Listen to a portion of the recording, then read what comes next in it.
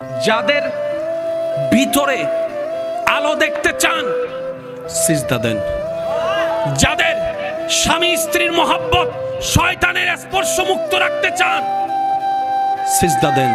যাদের বড় ভাই হিসেবে সম্মান পাওয়ার স্বপ্ন, ছোট ভাই হিসেবে স্নেহ পাওয়ার আশা, সিজদা দেন।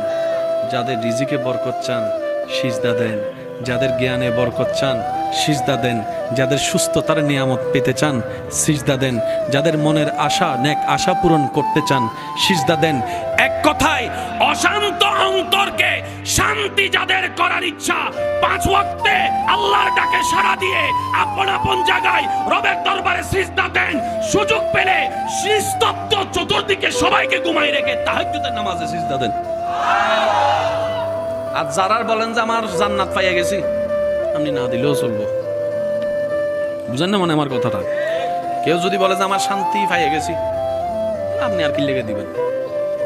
আপনি যদি জান্নাত পাইয়া যান আপনার দিয়া কিত্ত। আমরা যারা এখনো জান্নাত পাই নাই,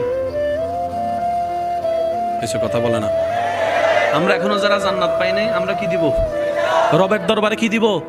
আর আপনি যদি জান্নাতের সার্টিফিকেট পাইয়া যান, না দিলেও চলবো। আপনি যাওয়ার সময় আমগর একটু সুপারিশ করে লই যাবেন। আর তো কিছু বলার আছে?